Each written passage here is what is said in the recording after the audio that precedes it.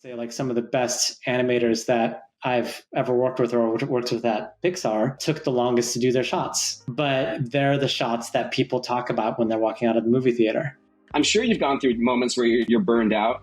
How do you find the will to carry on, Kyle? How do you find the fire again? Let's say I know nothing about storytelling, and I wanted to write a book today. What would be the one advice you would give me?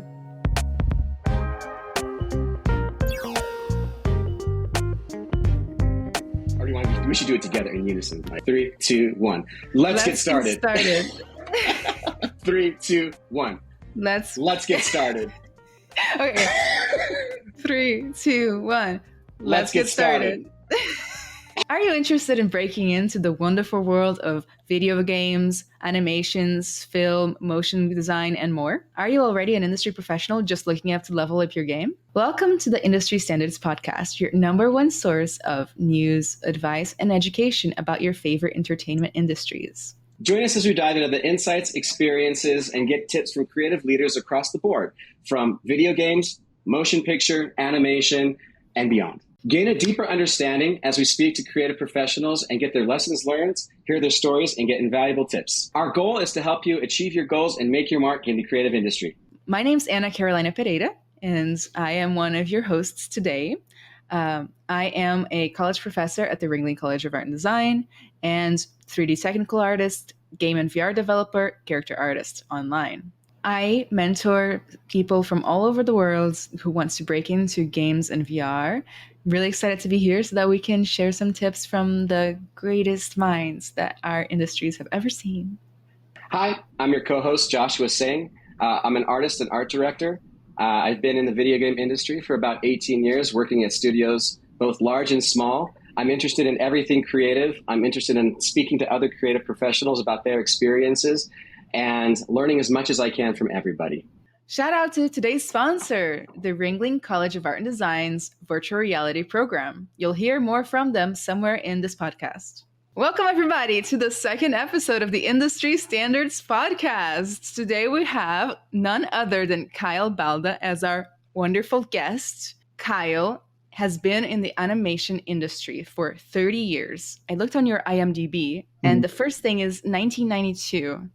Which is exactly 30 years ago, which is awesome. That is like long-lasting career. I always say that, at least in the game industry, the average stay is 5 years. Okay. So, 30 years is crazy. That deserves to be celebrated. Kyle has been a director on multiple animated movies that you may have heard of, such as Despicable Me 3, The Lorax, Minions, and Minions, The Rise of Gru. That's right. You've also been nominated for multiple BAFTA awards. Got nominated for Minions. Yeah. Minions? That was fun. That is super awesome. And he's going to tell you in a second about all the other movies he's been an animator on, but he's also really into Dungeons and Dragons and, has quite a bit of experience being a dungeon master and player too, right? Yeah, but more often dungeon. More dungeon master. Got to bring that creative vision in. Yeah, a lot like directing. So, Kyle, thank you so much for being on the podcast. My pleasure. It is such an honor to be here with you today on your Sunday afternoon, that you could be doing some fun stuff, to playing some Dungeons and Dragons maybe. And we really appreciate you, especially at the short notice that we gave you. So thank you so much for being here. Do you want to tell us a little bit about the movies you've been an animator on? Sure. My first feature film, well, actually, because you mentioned games, I wanted to say something about that, because the first job I ever had was at LucasArts on a game called Day of the Tentacle, which was like a D-Paint animator, 2D pixel animation game for the Amigas way back in the day. They were doing, I was working on that game, and across the parking lot was ILM, and they were making Jurassic Park that summer. So I only knew a little bit about it, and all that was really exciting. And then when I went back to school for a year, and then my first job out of school was at ILM, because once Jurassic Park came out, it changed everything, and everybody wanted to make a movie with tons of VFX in it. So I worked mostly on VFX films as an animator in the beginning, the Flintstones, The Mask, and then Jumanji. And so on Jumanji, I was about 22 years old. And because the industry was growing so quickly at that time, I was asked to be an animation supervisor on it, because everybody who had more seniority than me were supervising other films like Casper or Dragonheart and things like that. So it was really like a trial by fire to be a supervisor at such a young age. And then after Jumanji, I had heard that there was a cool movie happening in New Zealand with a director named Peter Jackson, who hadn't become the Peter Jackson that everyone knows yet. This is before Lord of the Rings. And that movie is called The Frighteners. And I did a lot of the Grim Reaper animation in that movie. And then I came back for Mars Attacks at ILM.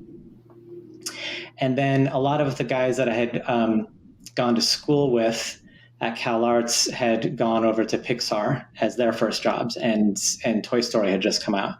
So now Pixar was going to make a bunch of other movies, and I had done a lot of VFX at that point, and I was thinking like, oh, it'd be really cool to do animation that's more emotional and acting, and where the characters you're animating are involved in telling the story rather than being like a creature or something like that.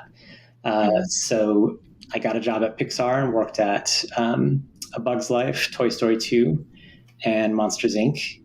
And then as far as animating goes, those were the films that I worked on.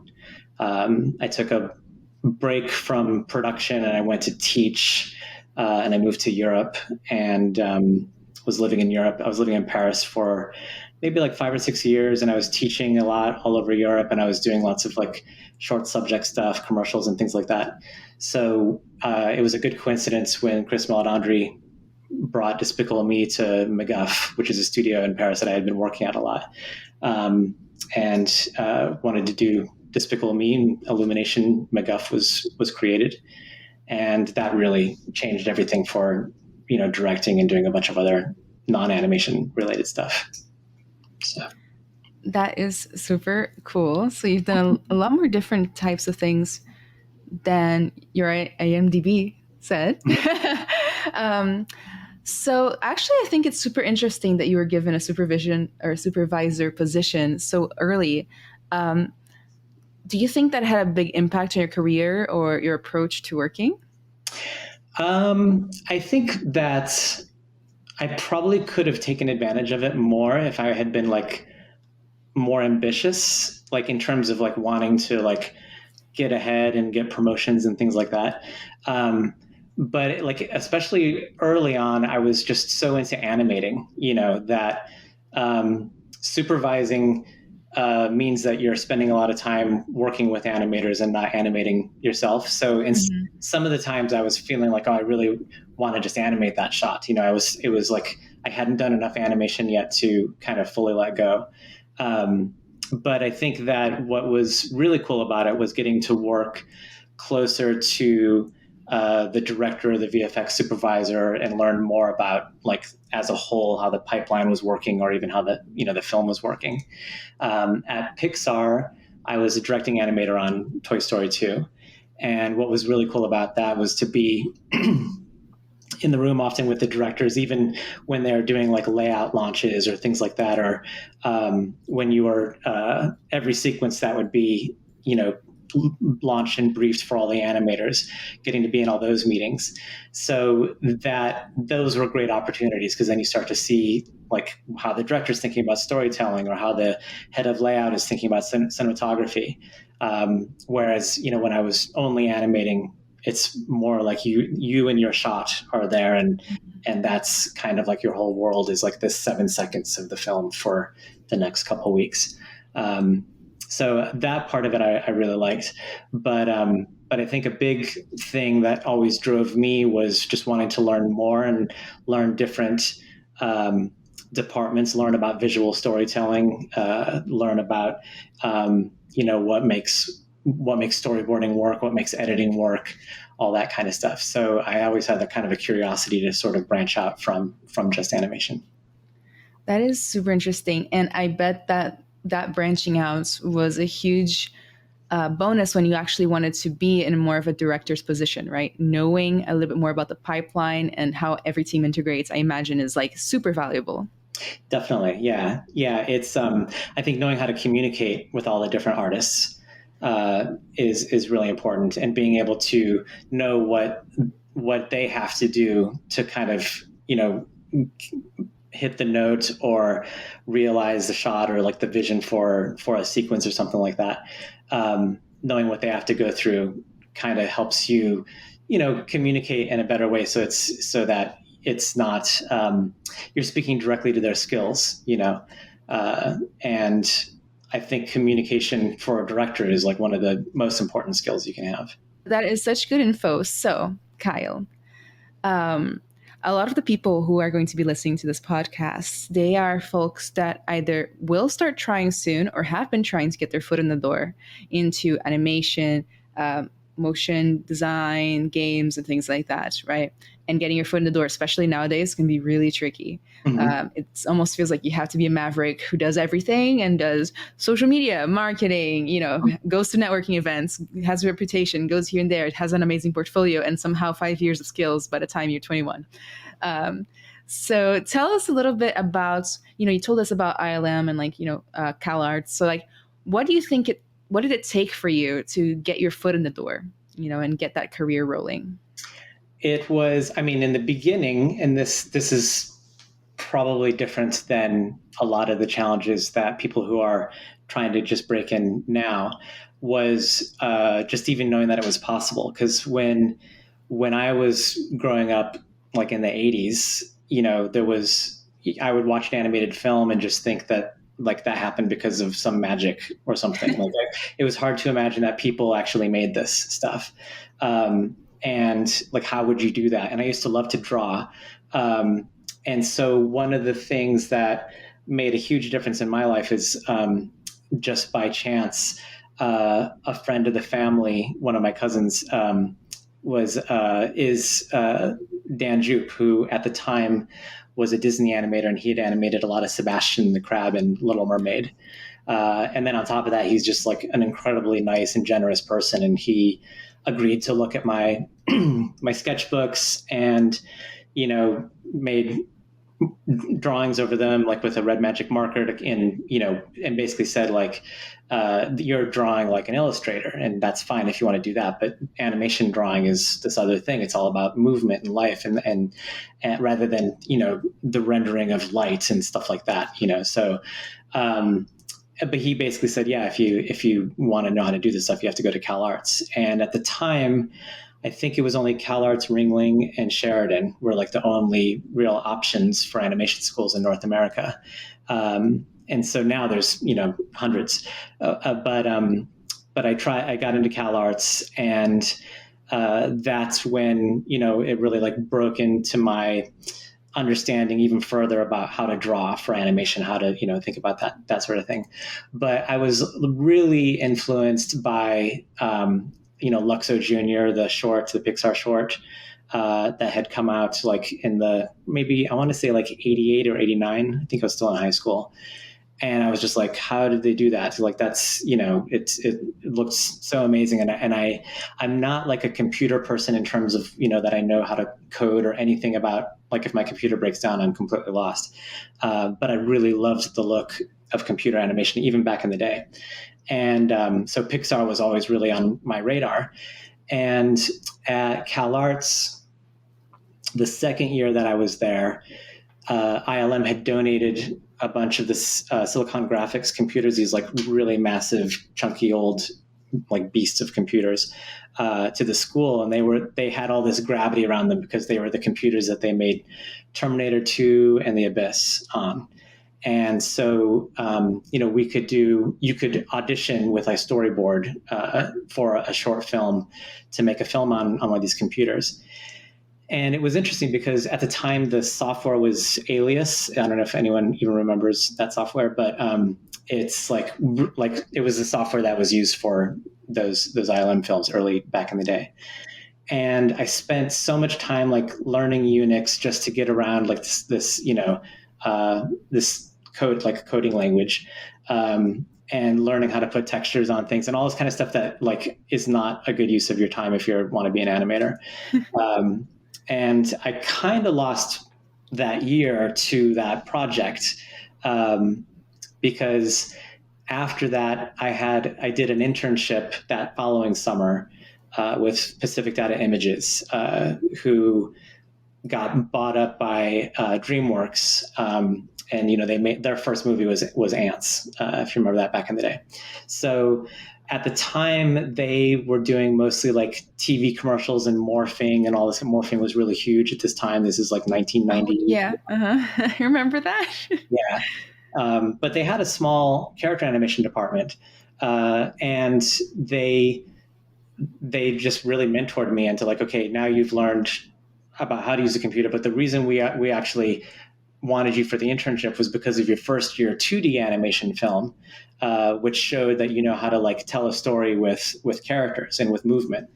And then they showed me like a really good methodology for 3D animation, but they didn't have any work at the end of that internship.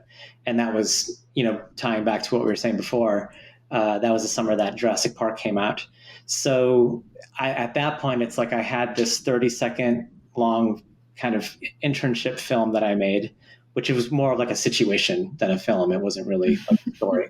And I had my CalArt stuff. And then really it was like just the timing, like being prepared in that sense. And then the timing of this really disruptive movie coming in and changing the whole industry.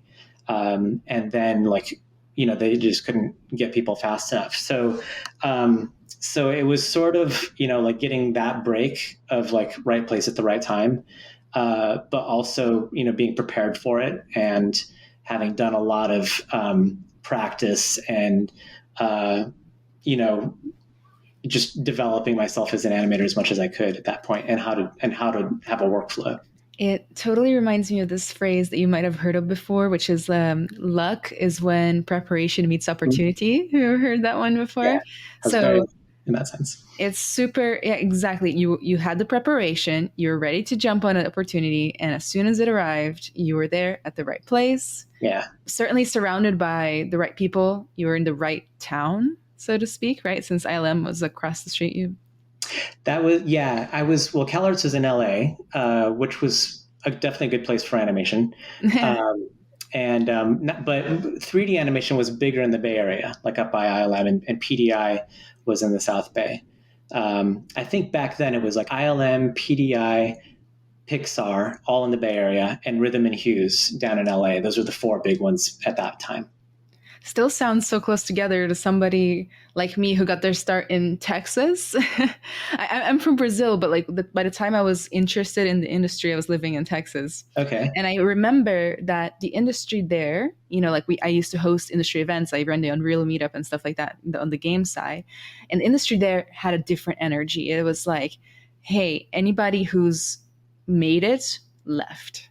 Oh, okay. So like we're the leftovers in Texas, and we don't have opportunities. So like even sometimes being in the right, at least California, can mm-hmm. be a huge step up, which is why like if let's say international students or something like are picking a spot, like go to places that have the contacts and the connections that you want. That's a little tip.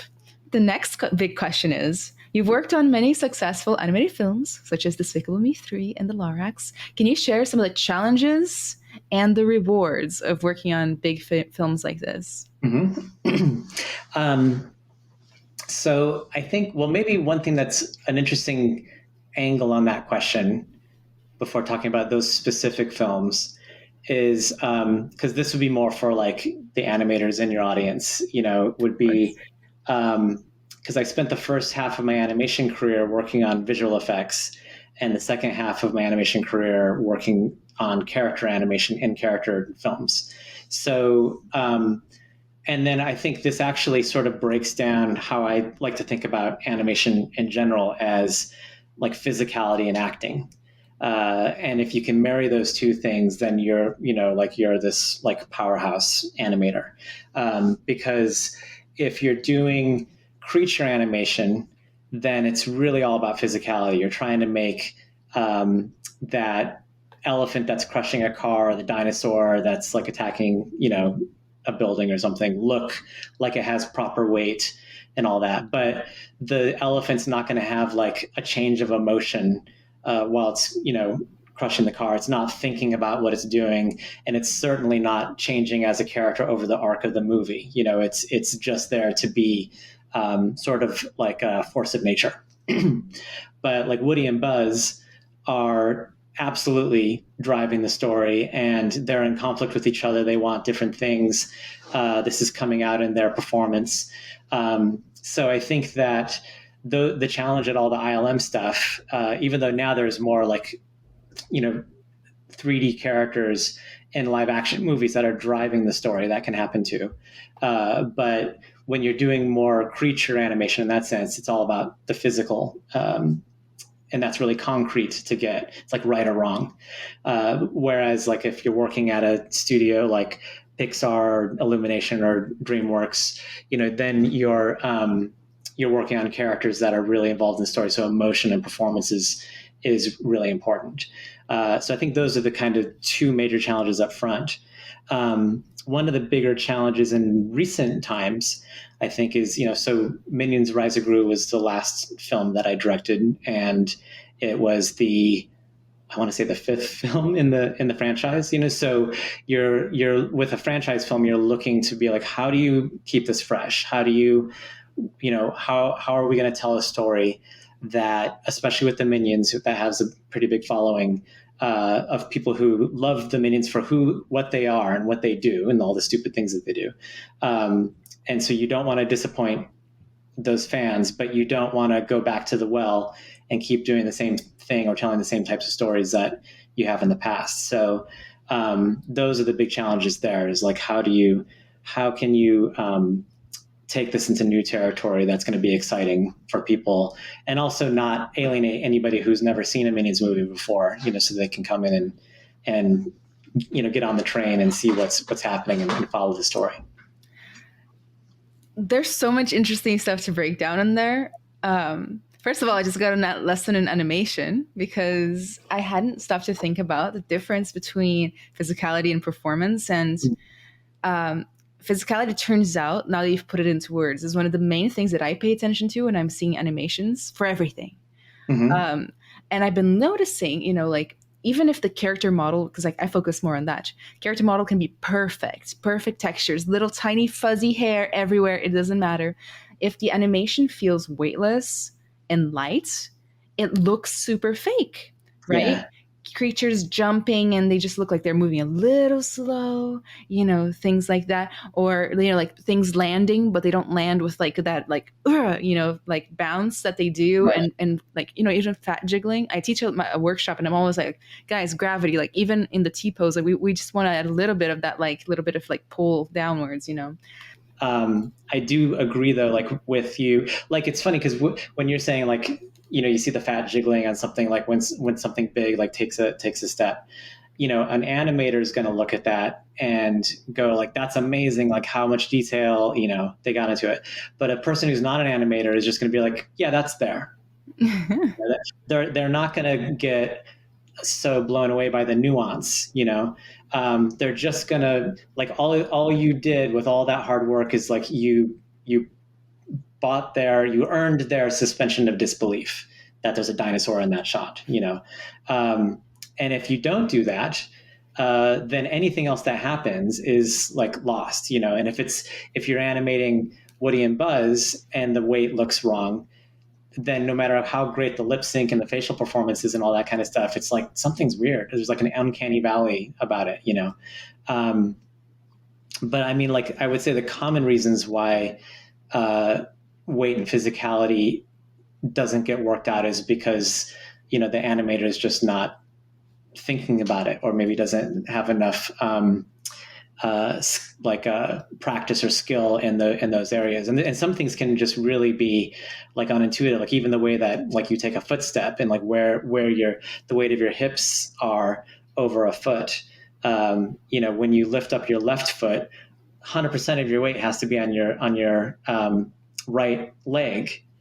But if it's not, if only 50% of your weight is on your right leg, then it feels weightless, and it's a really simple thing. It's like the most important thing in physicality, I think. But the way that I like to think about physicality versus acting in general is like language, where you can learn grammar, you can learn about verbs and nouns and all this kind of stuff, and how to conjugate verbs and everything. And to just be able to speak in a coherent way that people can understand you, it's important to know that. But it doesn't necessarily mean you're going to say anything beautiful or say anything important, but you need it just to say anything. So physicality is really important just to be able to communicate in performance. And then you're taking, squash and stretch, anticipation, follow through, all that grammar, and then you're saying something important with it in your performance. So that's something I think, like when you're early on, and this is maybe kind of jumping all over the place, but when you're really early in your animation journey, you're learning, like you can see a student who's just learned anticipation because everything is anticipated really broadly. And you have to know that until you can forget it, until you can integrate it, until you can be fluent enough in the language to where you're not thinking, verb, adjective, noun. You're just talking, it's like, that's what fluency is, right? So animation is the same. You got all those building blocks and you can just go. That is such a neat way to put it. I like the idea of not having to think about it and just having it be part of your, like, almost like natural, right? Mm-hmm. It naturally happens. Is it a big part of the pipeline to, like, I know some animators that don't record themselves doing the action first of whatever they're trying to animate. Would you say it's like a big part of the pipeline to get some recordings beforehand? I didn't start doing it until maybe like 6 or 7 years into animating, and then it made a huge difference. I think it helps too if you I would never like act in front of people because that would terrify me. But if I do it for myself, like with a video camera, then I just suddenly become aware of, like, okay, so a classic animation exercise that people do is like a character lifting a heavy object. And then if you film yourself, you might look that, as you bend down to pick up the heavy object, you like pull up your pant leg a little bit to, to give a little bit of slack in your pants so you can bend your knees easier. And it's a completely unconscious gesture, but then you see it in the video and you're like, oh, there's that thing. And if you only work out of your head, it's like you sort of like distill it down to the most basic movements and you miss all this stuff that happens in real life. Like the way your eye darts when you think about something, or any of these types of things that you can pull into the performance and make it better. So I just tend to think like whatever helps your process is the best. And I mean, I've seen, some animators do video reference where it's like the video reference isn't going to help you here because, maybe they were so nervous to do the video reference that the performance that they did is stiff, and you don't want to emulate that. Maybe it's good to go get somebody else who's really likes really extroverted and likes to, have a lot of attention on them, do that type of thing, and they can be good at it. But like really early on in the early days of my working, it was still so close to hand-drawn animation being ubiquitous that doing thumbnail drawings was the way people were working a lot of stuff out, and then trying to get those key poses, like your drawings, but in the computer. That is fantastic. So everybody who's listening, it's official. Reference is not cheating. Have you ever heard that before? Oh, I've never heard that before. Never? No, I think it's totally essential. Maybe it's because I'm a teacher. I'll be like, hey, what's your reference? I don't need the reference. I know how to draw this from my memory. And I'm like, I bet you don't. Let's see. And it's even a lesson I had to learn. There's there was a little bit of arrogance there when it came to me. You know, I was like, my parents put me in a drawing class when I was a teenager, and I was like, I want to come out of this drawing class. I don't want to take it anymore because they just they make me draw from pictures. You know, they're just making me do animals and stuff from pictures and stuff. And I don't want to do that. I want to be a concept artist and do stuff from my own imagination. And so my parents go in to complain, which was super embarrassing, right? Because just like me, they didn't know any better. And then the teacher goes, okay, he puts down a piece of paper in front of me and he goes, draw a rhino. And I go and I draw a rhino, and he's like, okay, that looks like a rhino, as in like a cartoon rhino, something that we all can recognize as a rhinoceros, right? That being said, and he pulls up a picture like from one of his encyclopedias, and he goes, this is what a rhino actually looks like. You know, you literally missed every nuance and part of the anatomy of this rhino, even the eyelashes, you know, and things like that. And until you have a perfect library in your brain, like if you're a super genius, maybe you already have it, but until you have a perfect library in your brain of what things look like, how they move, how they are, all their parts, use reference. And, you know, there's been a lot of discourse on social media over the years of me growing up and, you know, even nowadays of reference being cheating, and also that digital art is not real art, but that's like a whole other thing, right? I don't know if you've ever heard of people saying that if you're using a computer, the computer is doing it for you. Well, I mean, that's always been the case. Like whenever, you know, maybe less and less, but I remember back in the Pixar days, somebody would be like, oh, you do computer animation. So does the computer do the animation for you? You know, like it's some sort of automatic thing. And it's like, well, maybe someday, but not right now. And but the cheating reference thing, yeah, I think the more that I think about it, the more I think I really disagree with that as cheating.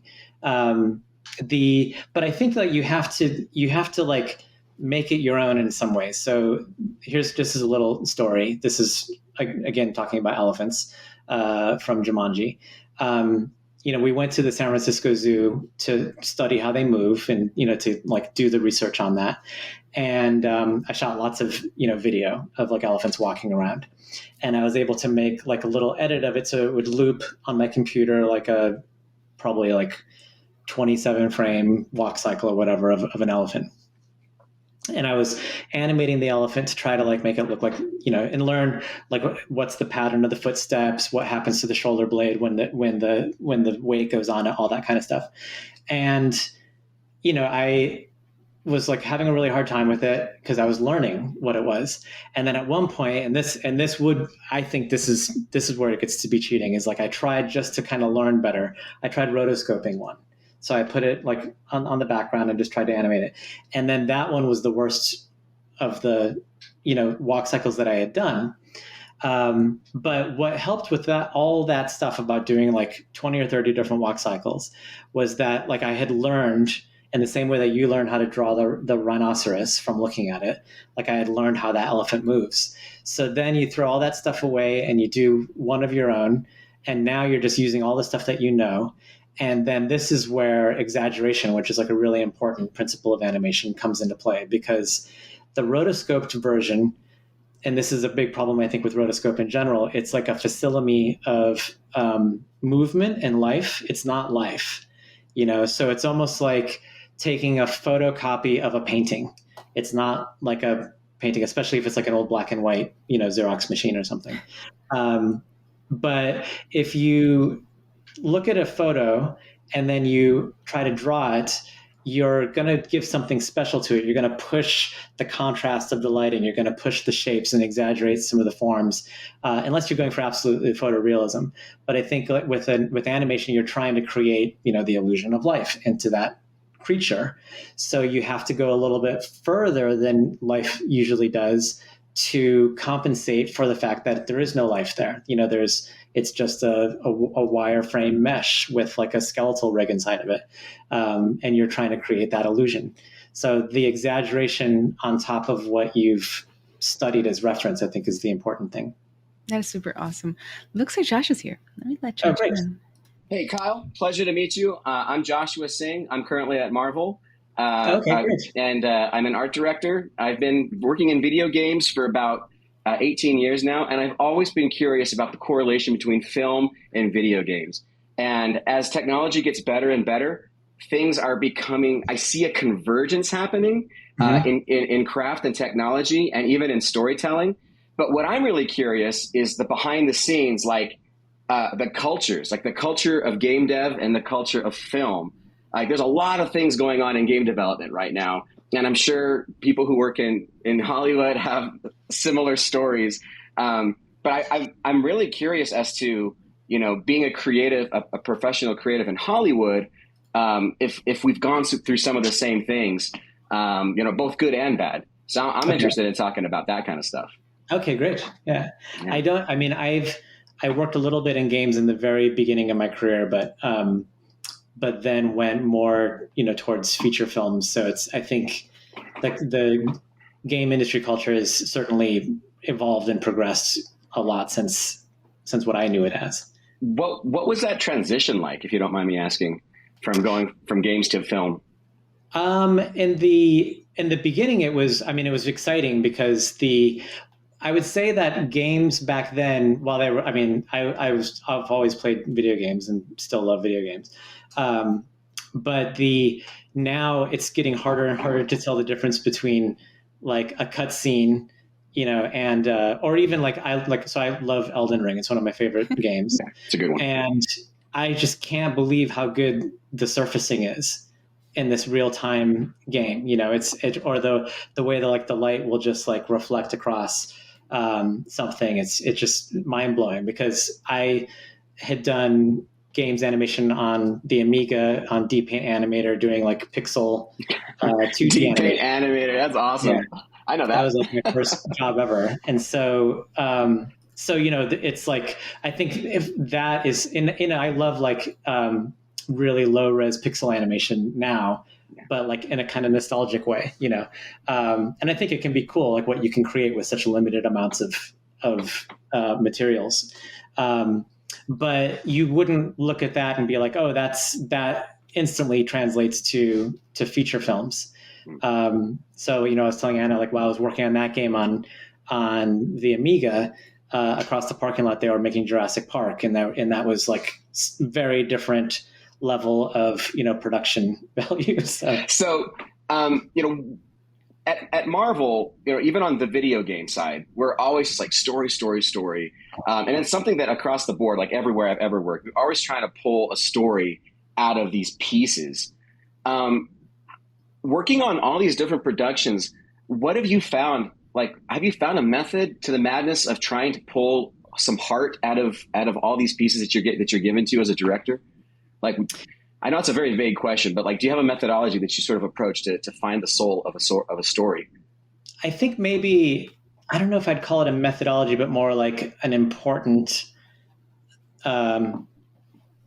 like a North Star that you try to follow, you know, in storytelling is, I think for me, the most important one is a real strong sense of rooting interest from the audience, in the sense that they have to have something that they want to have happen to a character or for a character, or even like they don't want a character to succeed because that character has like bad motivations or bad values or something like that. Like that's rooting interest, you know, like, so now I'm watching the film and I am in want of something. So my favorite example of all time is Alfred Hitchcock's Psycho, because the rooting interest in that film is so brilliant because he manipulates you so strongly. So you're following the main character, and this is going to be spoilers for Psycho. But, it's been like 60 years. I'm pretty sure. Yeah. It's pretty. The gig is up, but you're following the main character. I think her name's Marion, and you know she steals some money from her boss because she wants to be with her lover, and you know they don't have any money, and it's the only way they're going to survive. So she steals this money, and she leaves town, and she goes to try to meet him in California from Arizona, and even though she's done something wrong, he has framed it in this way. Hitchcock has framed it in this way to where you're rooting for her. You know, like she almost gets caught by her boss. She almost gets caught by the police. All these things start to happen in her journey where she almost gets caught. And every time it happens, the more you're like, oh no, she's going to get caught. And you don't want her to get caught, you know? And then she just pulls over because it's raining and she's almost to meet her lover, and she's almost finished her journey, but it's raining too hard. She pulls over and stays at this motel, and then what happens? She gets killed, and it's like the midpoint of the movie, and it was the first time ever like a protagonist got killed halfway through the movie, and so there's like this vacuum of like, well, where's my rooting interest now? And your rooting interest actually goes to her killer, Norman Bates. You're hoping that he doesn't get caught. Oh, no. And it's like you think about how 180 degrees your values and your loyalty to the characters in this story have changed because the director was so masterful at manipulating your rooting interest, So I think that's probably the biggest one is like what do I want to have happen in this story? So I mean, talking about rooting for a bad guy, I mean, is there a little bit of that methodology when you approach someone like Gru? It's funny because like you with Gru, especially like adult Gru, because kid Gru, like you can excuse anything for like what an 11-year-old want. Adult Gru, it's like it was always trying to find that balance between making him bad, but knowing that he's not really bad, So, like especially in the first Despicable Me, it's like he's a bad guy, he's a villain, but he can't be so bad that you don't want him to adopt 3 girls, and become a villain. If someone came, like if I read that script, like let's say Minions didn't exist, it's like fresh. It's like, hey, we have a kids movie about a supervillain who adopts 3 girls, and it's like, okay, well, how is he a supervillain? Like, where's the line, right? Like, how bad is he? Is he Robin Hood? Does he like steal from the rich? Is he breaking the law? Or is he like really like evil? Like he rejoices, So like, I don't know, like where do you think, like, I mean, I feel as though like there are some bad things we can make characters do that like, that us as audience are like, yeah, I do that. Like, I mean, like Thanos, right? Like if you watch Endgame, everyone's like, in traffic, like, man, Thanos was right, man. If I could snap right now, I would. But like, how do you approach that? How do you approach taking somebody with sort of shady motivations and make them affable? Yeah, I think. Well, I mean, like in the case with Gru specifically, it's knowing that, like you look at what Gru, like if we really like do like a psychoanalyst on Gru, like his mom didn't like him, she's like abusive to him, always criticizing him, and so he's always trying to live up to what she wants, and she's never happy. He's alone, he's surrounded by these minions. His idea of being bad is basically like winning trophies, like stealing the moon. I'm going to steal something so big that he just wants people to like him. That's what's at the base of all this. And he only adopts the girls as a means to sort of get that goal across. So he can like get the shrink ray from Vector and all that kind of stuff with the, them selling Girl Scout cookies and really convoluted way to like solve a problem. But in the process of adopting these girls, they love him for who he is. So he doesn't have to like do anything more. So when he finally goes and gets the moon, it's like, I don't need this. I have now I have what I need. So it's sort of like in this particular story, we're showing you like this guy has his motivations for being bad are because he's kind of wounded, and his wounds are healed through his relationship with these girls. Now it's interesting because then, one TV series that I love is Succession, and everyone is bad in Succession. And they're like, they really have like bad motivations for things. And it was interesting that I was watching this thinking like, who am I rooting for here? I mean, in a lot of ways, I just want to find out how this all happens, but a very popular, device that came out of that book, Save the Cat, is like, you want a character to be likable to the audience, then they do something good. They have a save the cat moment. Sometimes it's literally saving a cat. Sometimes it's doing something nice. So it's like, oh, that guy is not really a bad guy, But in Succession, it's almost like the way that they spun that was that at different points in the story, the different characters become the cat themselves that need saving, and it's like you start to, even though they're not doing something good, you start to really feel really bad for them to be treated that way by their brother or their father or something like that. Yeah. So it's really different ways to twist some of these devices so that you can use them in an original way. Yeah, it's almost like there's an old show from the 90s, Married with Children, right? And Married with Children was it's an old show, Anna. So it's I don't know. It was about this horrible family, right? This horrible family, but you liked them because they were struggling. But at the same time, I think there's an episode where someone from the outside comes in and starts beating up on Bud, the little brother, who's a total jerk.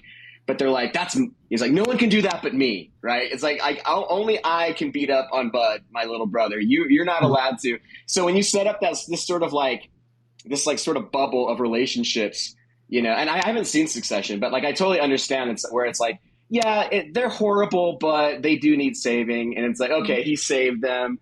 Or, you know what I mean? And then it's oh yeah, like you said, the save the cat moment. I really like that. And I really like what you said about, Gru doing crimes because he just wants to be accepted. And once he's accepted, he doesn't really need to do crime anymore. I think the motivation for why, whereas Norman Bates, his motivation is what? Approval from his dead mother. Yeah. Yeah. Well, I would say if you humanize the character, it goes a long way. If you let us relate to him by making him flawed, giving him weak spots, that's why it's so hard to relate and why psychopaths are so scary, right? It's difficult to relate to somebody who doesn't operate in the way that 99% of us do. And that what makes them unpredictable and difficult to understand, like Norman Bates. I'm pretty sure that was supposed to be his character, was that he was literally psycho. That's the name of the movie, right? Yeah.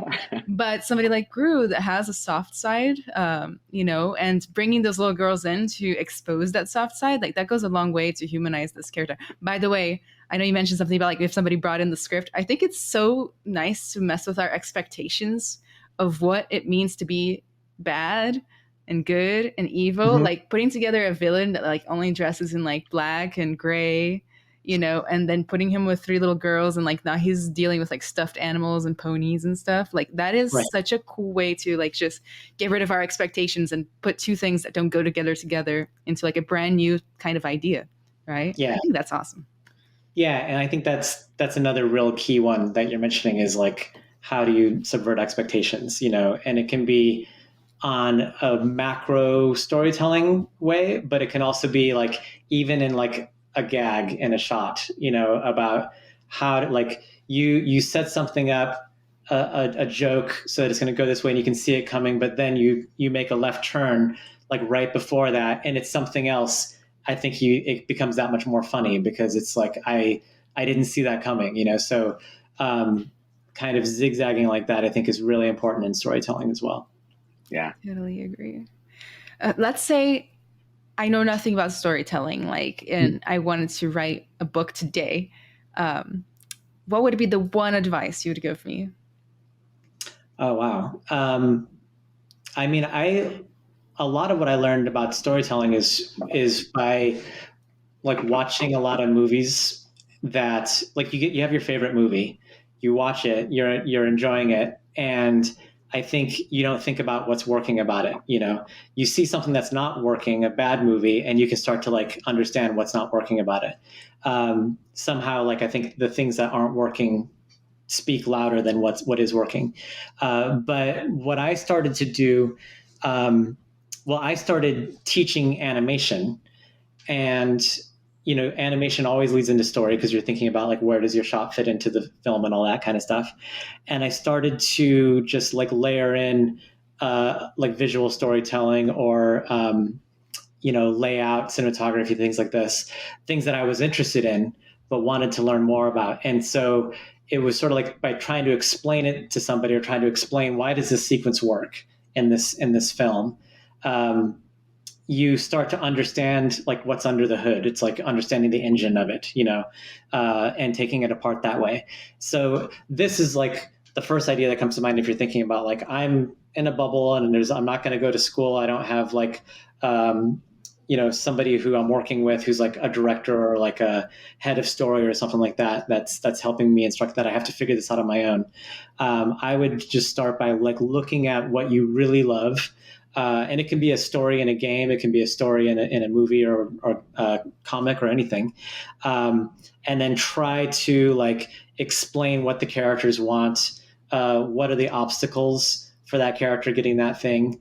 That's like, I think that's why it's so funny because like so many of the really stories that really connect with people, they're all about that. It's like a character has a drive and there's obstacles. It's like, well, I want to tell a different story. And it's like, but isn't that like what our life is? It's like we have things we want and then we have the obstacles that we come into contact with. So when you watch a good movie, even if it's taking place like in Middle Earth or in a galaxy far, far away or something like that, you're still like, those are my issues. Like I want to, to do this thing in my life and I'm having these obstacles just like these characters are. And when you see how they overcome them, it's like Joseph Campbell always says, it's like equipment for living, like a good story is equipment for living. And that's why I think you see so much of the same stuff.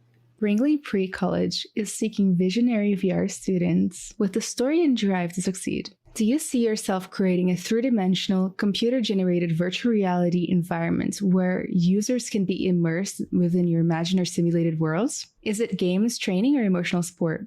What inspires you to do this work? If this describes you, we want to hear your story. What excites you about these possibilities? Submit your 500-word story in writing or video by March 3rd to mmurphy@c.ringling.edu. 3 selected entries will be awarded $1,000 each towards PreCollege 2023 tuition. 1 selected entry will be awarded a full scholarship to PreCollege 2023. In accepting the award, you fully agree to enroll in the virtual reality immersion. Visit www.ringling.edu/precollege and click on Connect with Us to book an online info session. And make sure to submit your written or video story as described above. Back to our programming. I think having a sense of curiosity, I think has been, if I was to look back on like one thing that helped me, that wasn't like a conscious thing of like, this is going to make me successful.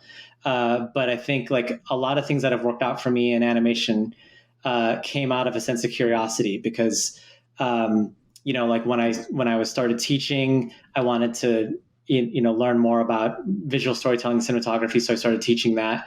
When I was living in Paris and Despicable Me came to Paris to be made there, I was originally offered an animation supervisor role on that project, but I had done that before already. And so for me, I was like, well, is there a growing edge there?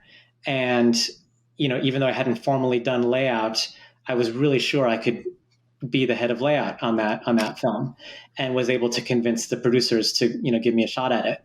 And so now I'm able to work in animation movies, but in this completely different capacity. And that was what got, the attention of my producer to say like, hey, do you want to direct a short film? And I was like, oh yeah, that sounds like I could learn a lot doing that, So I think a lot of it was just like trying to go more and more into spaces that you don't know that you're interested in. I think that can really be a way to lead you to a good place of, like where you grow, you develop, and you're doing the kind of work you want to do. What is layout? So layout is basically, like, I guess the way it would translate in live action, you have a director of photography, and the director of photography basically is in charge of like, what the picture looks like the camera angles and the lighting, right? In animation, that job typically gets divided between the head of layout and the lighting supervisor. And the head of layout is dealing with everything that's like, what lenses you're using, what kind of shot it is, if it's like how the camera moves through space, and then how the characters move in that space as well. And then the lighting supervisor is like working often with the layout supervisor to say like, okay, and this rim light's going to happen here. These shadows are going to be here. This shot's all about the shadow on the wall, which you're not going to see until lighting happens.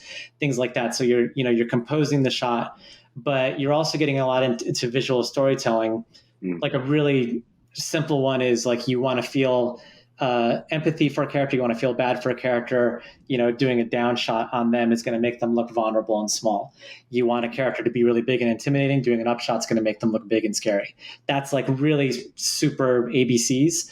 But then like taking that kind of film language, like to a really, really far degree to where you can see like people analyzing cinema and being like, this character feels like they're in prison in their life, and the shadow of like bars is on their body, but it's not really bars. It's like symbolically bars, like they're in a prison, like things like that. So that's visual storytelling, and it can be subconscious, but it can be really powerful if it's done right. Awesome. If someone's good at that, I'd have faith in them being a director. That feels like the majority of directing, if I'm being honest. It's like once you got the layouts in, you basically can see how the film's going to work. And then you're working on, it seems like the nuance of acting and blocking out and stuff like that of the actual movement. But dude, that's awesome. Thanks, Kyle. That's awesome. Sure. I love what you said about learning. Like, it is so important to always be learning and to be curious, right?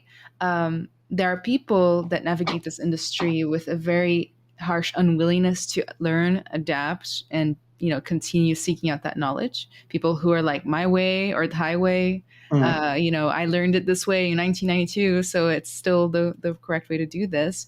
Do you have any advice for folks that might feel that way? Well, I think, there's another. I think it's important to say, like, let's say that somebody loves animation and that's all they want to do is animation.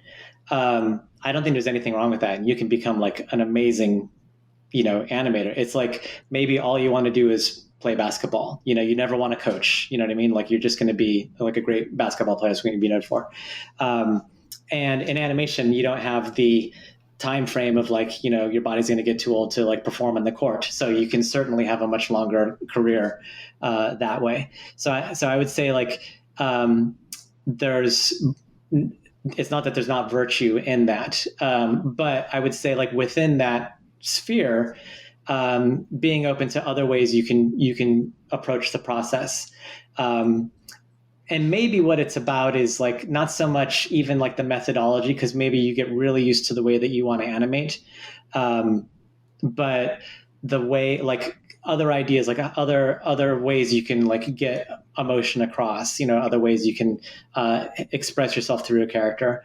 But maybe what happens when a software, like a mainstream software trend changes, and now certain tools that you're used to are no longer being supported in that software or by that studio, because like there's a brand new thing. There's always like something new. Yep.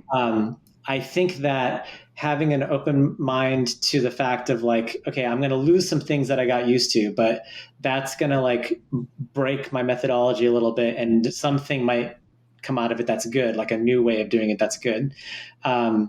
Because ultimately you can't like hang on to things that are changing. You're just going to be left behind. That's just the reality of it. That's absolutely true in games as well. Like we've Anna and I have talked about this before, where the willingness to be curious and ever learning, because there's always going to be a new software. There's always going to be some new fancy thing, but the fundamentals really never change. Like as long as you know your fundamentals and as long as you know the right questions to ask, you can make that software do what you want it to do. Yeah, I agree. Speaking of knowing the fundamentals, what are the most important skills you think it takes to be an animator? I think for an animator,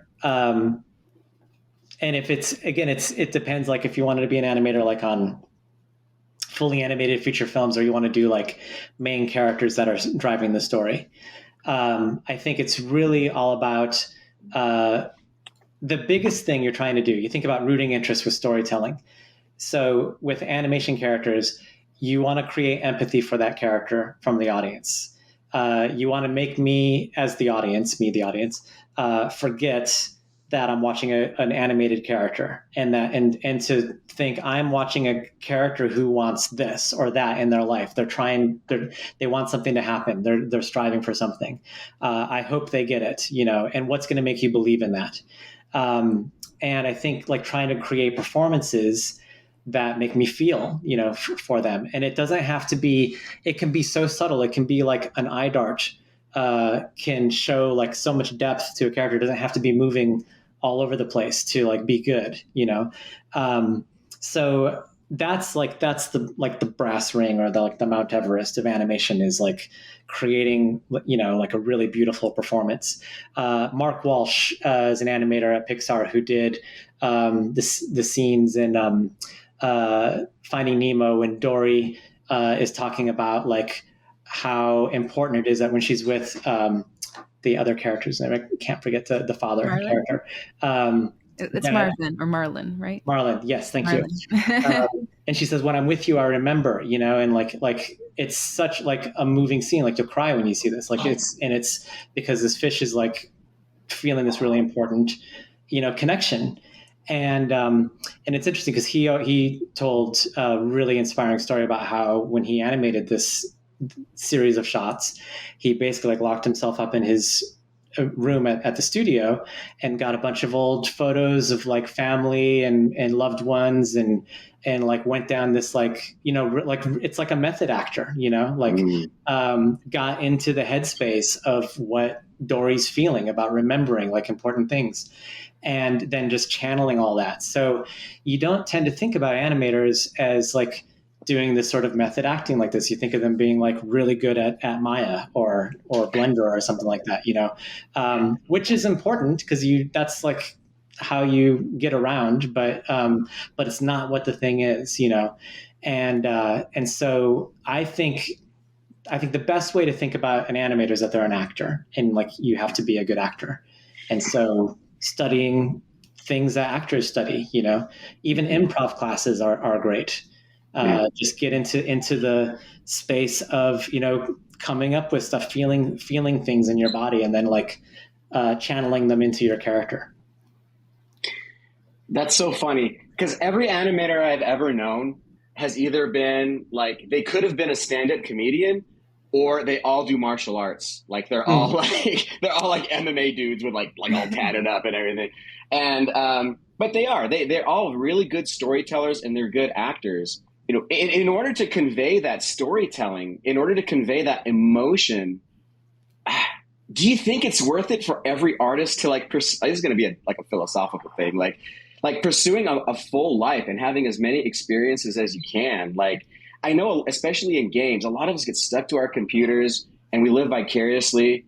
But what I love about animators, like I was talking about, they're stand-up comedians, they're athletes, they're always getting like real life to interject. Like, what do you do? And I mean, what do you do to sort of like keep that, to stay in touch with reality, so you can sort of bring that what did Disney call it? The imitation of life, right? Mm-hmm. Like, what kind of experiences have you had that bring that authenticity to your animation?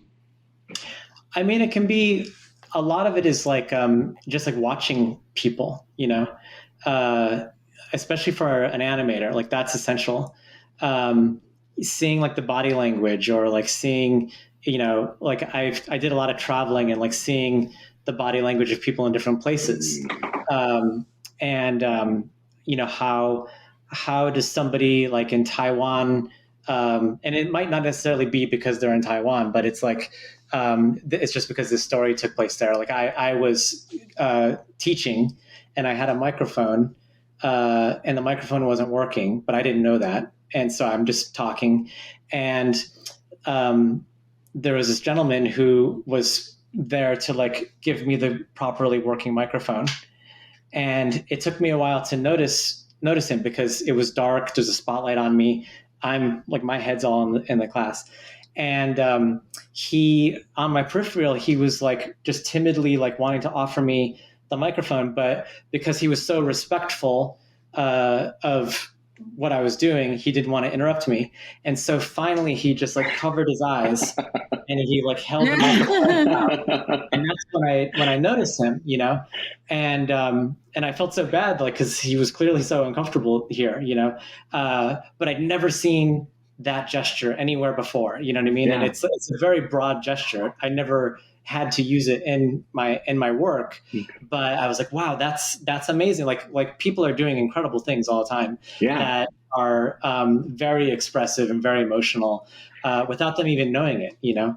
Like he didn't want to interrupt you, and it was like such a social sort of faux pas or whatever that he's just like, but I have to give him the mic. So he just like, it's like almost like he closes his eyes and just jumps in. Like the shame that he was feeling for like, oh my gosh. You know, and it would be like the kind of thing where like in the United States, someone would be like, here, like just hand you the thing and interrupt you, you know?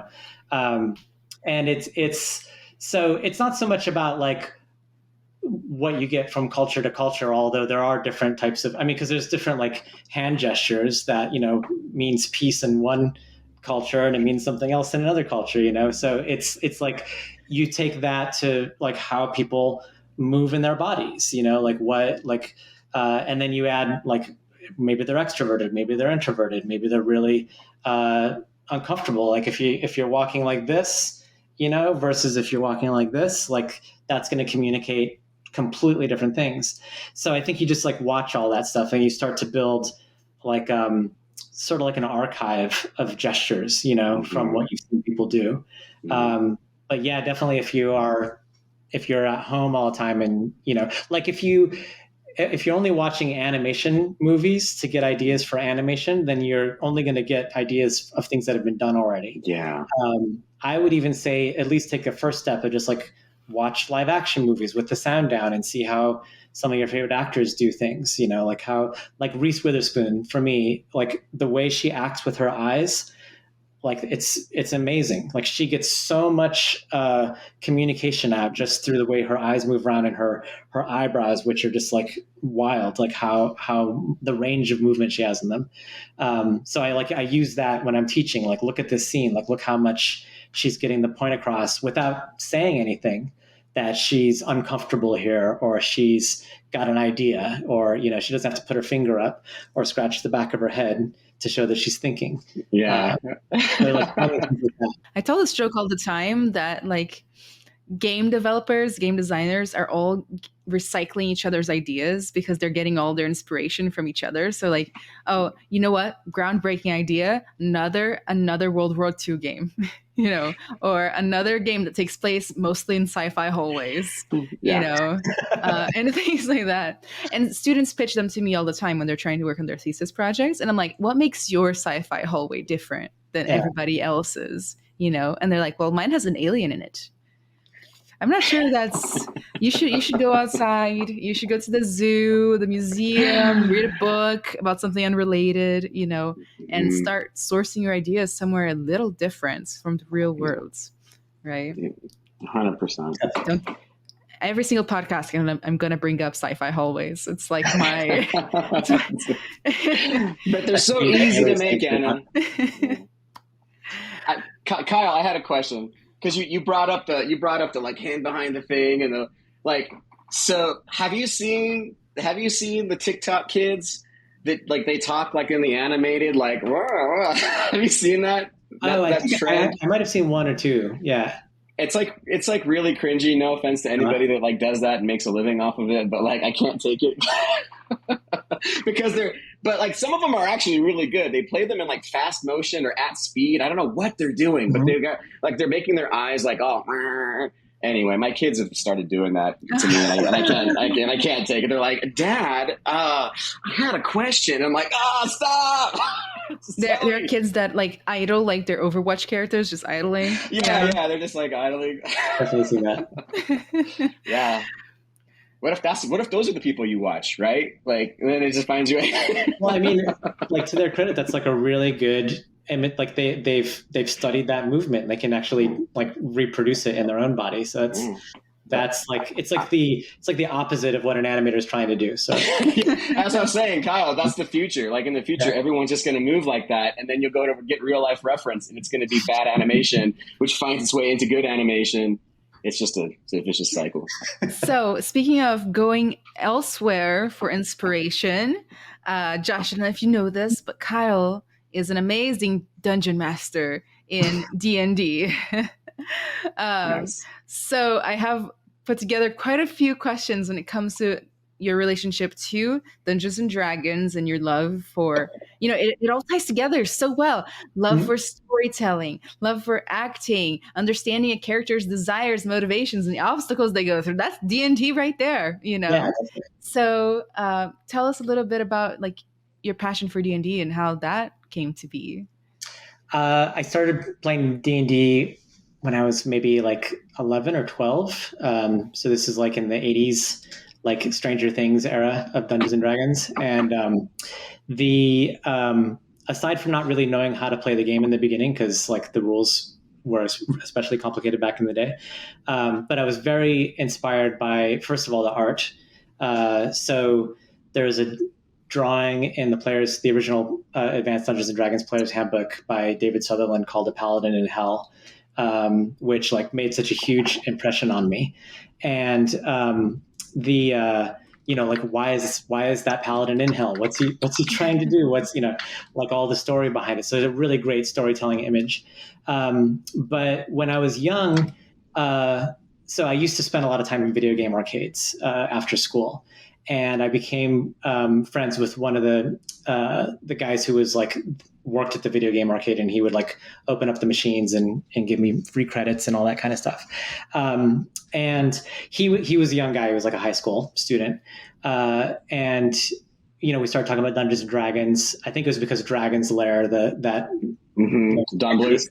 Yeah. That Don Bluth game, was out. And then he was like, well, I DM and I will, I'll take you on an adventure, and like we'll sit in the food court and play D&D in the mall.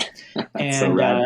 And he did like all the voices of these different characters. And for me, it was like I was playing with, he was probably like 4 years older than me. But all the kids that I was playing with my own age, like we didn't know how to do that kind of stuff. So, but this guy like knew how to play Dungeons and Dragons. He was doing these voices, and I was so transported while playing that those are like the early kind of roots of it. And it kind of fell to the wayside for a while. And then it came up again, probably about 5 years ago. And my wife and I started playing Dungeons and Dragons together.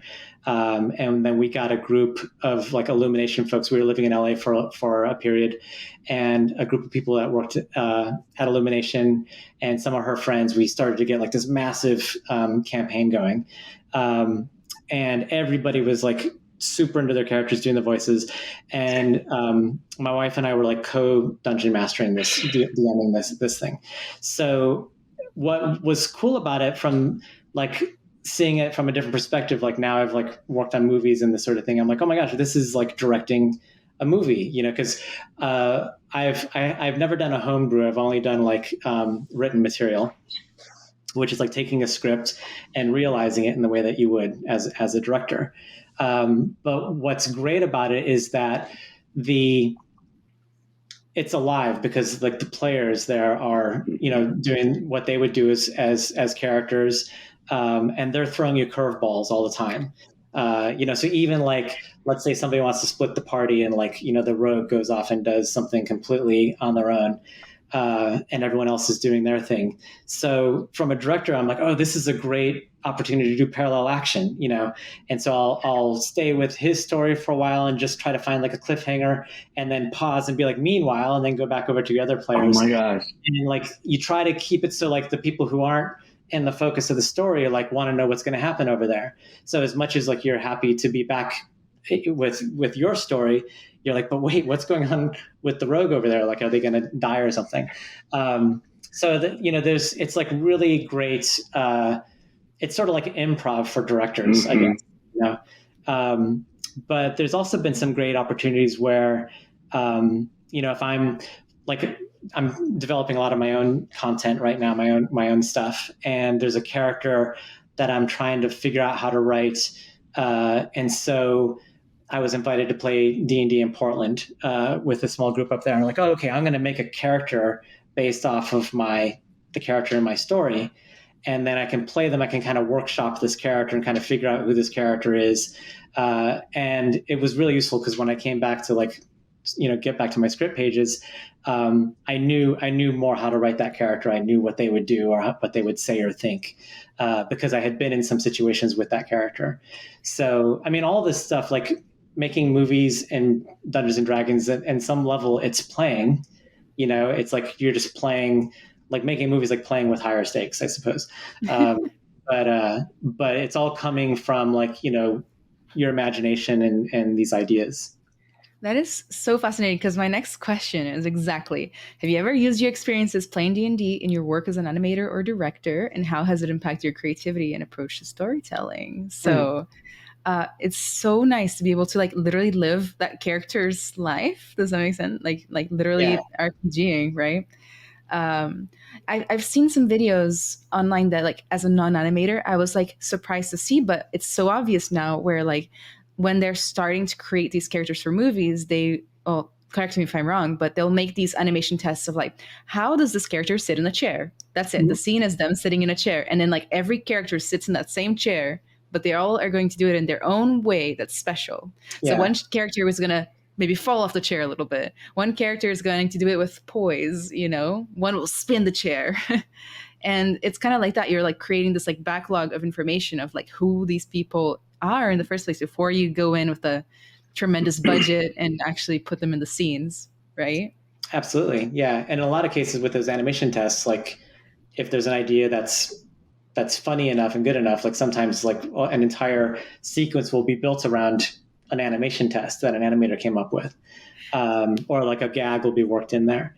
But one thing that's really interesting with playing D&D is, so this is a very specific example, but it's interesting from a storytelling perspective. I was playing one-on-one with my wife, and she was in this situation. Our character's in the situation where she was trying to find her way on some path in the forest, and there was a fork in the road, and she was kind of hanging out there for a while. So this is very specific D&D stuff for people who are playing in your audience. But you roll for a random encounter or something like that, because she hasn't done anything in a while. And I roll, there's all these tables of things do they encounter a monster? Do they find something? And so just by rolling the dice, okay, so while you're standing there, you happen to find a lock, a padlock. And so she picked it up, and it was a completely random event. But watching her, she was so this padlock was at the fork in the road. Was the padlock leaning more to the right or to the left? And I'm wow, she's making an association. And then it's you have to, now I have to lean into it, you know what I mean? And decide if I go along with that or if I try to, discourage her from making the association. But when you're telling a story in a film, you have to think anything that the audience is going to encounter, they're looking for things to associate. So you can do something really confusing because a character finds an object or something like that gets too much importance put on it. And now they're going to be looking for the relevance of that object or that experience. And if you don't have any plan for it, it's like the Chekhov's gun thing, right? If you show the gun, you got to use it. And if you're just no, it's cool. If there's a gun in the drawer, it's going to make it be scary. And you never use it, the audience is going to feel, they got ripped off. So D&D, I think, will show you a lot of real time sort of focus grouping about how audience respond to story content. That is so fascinating. I love D&D too. But I've only ever played one real campaign. I tried joining the D&D group in my middle school and was not, basically they told me it wasn't for girls, and I was really sad. So I sat with the other girl that was in the group, and we just made Pokemon games out of it. Okay. And I always remembered that. And I was because we were catching the monsters, instead of fighting them. And I always remember that as I was much older when I actually played D&D, and I was like, I never really played D&D. I was in a D&D group, but I wasn't playing D&D. But now I realize D&D and storytelling, it's what you make it, right? Yeah. So I was playing D&D, but it was just our special way, you know. Isn't that funny? The last time we played, the DM had actually like made it a Pokemon kind of themed thing where we had to go and like catch a Manticore, and That's awesome. It's super fun. My mom wouldn't let me play D&D because she thought it was the devil. I grew up in the 80s, and I think that was like the big thing. It was like, it's the devil. I remember I remember that awesome badass red dragon. It was like, because like I think like it was in a Marvel comic book, and it was like there was like advertisements for D&D. It's like the red dragon. I was like, that's so cool. I did watch the D&D cartoon though, the one with like the the little like the 3-headed dragon, the dude with like the horn coming out. Yeah. I loved that, but I don't know where I saw it. I was like in 6th grade, and there was like D&D, and there was like Warhammer 40K, and I remember looking through it, and I was like, whoa, this is like heavy, man. Like some of the 40K stuff was like really violent, and then like the D&D stuff was like all like mystical. There was like runes and stuff, and I was like, yeah, I think this is the devil, and I and I got scared. But oh man, I've always wanted to play. Like my nerd card on that is not punched yet, I should say. Like my nerd cred is severely lacking in the D&D department. I've just never found a group to play with that like really took it seriously. Or really knew the rules or were willing to like walk me through it. But like, it does sound, like you said, it sounds like improv, if everybody's into it and everybody's like having fun and everybody is thinking and making associations, and you have a dungeon master who really understands the like narrative and how to just make sure everyone's having an adventure and just like throwing curveballs. Like, I mean, there's no wonder people play this game for, years and years and years. I hear some campaigns go for like decades. Yeah, definitely. Yeah, even like talking to that friend group that we used to play with, like you would talk about that night and like, remember when we were like in that room and the dragon like came out from the corner of like you talk about these memories as if they're like things that you actually shared with each other. So it's it's very geeky, but it's really fun. Oh, there's the extra layer of creativity too, like the paintings that they have in the book, and like we can make our own art. Isn't that awesome that we have those skills to make our own art for that? So we can make our little houses and the little minis, and we can paint them. We can put trees in, if we want to. Isn't that absolutely fantastic? I think the Grick that I saw that you posted recently was really, really cool. Oh, thanks. Yeah, I printed it. Wait, it's here. Never mind. It's somewhere else. I got it at 3D printing a while ago, and I just had got resin everywhere, and my house just like smelled like weird chemicals. I know. That's pretty bad for you. I know. I have my little owl bear that I made. That's so rad. Wow. I need to get back into it. So, Kyle, how do you balance, this like super active career of like being a literal director on these huge movies and, hobbies, D&D, side passions, like actually having a life? Like, how do you find that work-life balance? I mean, I think like, I would say playing D&D with my friends was such a great way to blow off steam, like in the middle of production when production's really, really hard. And it's very transporting. So it's like really doing something, different. So it's sort of like, in some ways, the answer is sort of in the question of that you have a place to go and release and sort of like, be free and to breathe and relax. I do think it's also really important. I mean, so there's so many times that even like when you're in crunch mode and everyone's working really long hours, and you're having a conversation in animation dailies about what a character should do, and you just stop to think like, this is actually what we get to do. Like we're not looking at like spreadsheets at a bank or something like that, or, which could be super fun for somebody. But we get to sort of, it's very serious work, but it's play. So I think like that's where it's really important to make sure that, you do the kind of work that you want to do. So this sort of like ties in a lot to like, a lot of questions in terms of like, what should I put on my reel, or what should I put on in my portfolio? And the simplest thing to say is like the kind of stuff that you would love to work on, because that's usually where, like, if I'm looking, especially for like a viz dev artist, and if they hate sci-fi but they love fantasy, let's say, but they draw a bunch of sci-fi because they think that that's what it's going to take to get a job, then they'll get a job, and then they'll have to draw sci-fi all the time, and maybe all they want to do is like castles and dragons and stuff like this. So it's like, draw the things that you really love to draw, because then you will get cast for that kind of stuff if you do it well.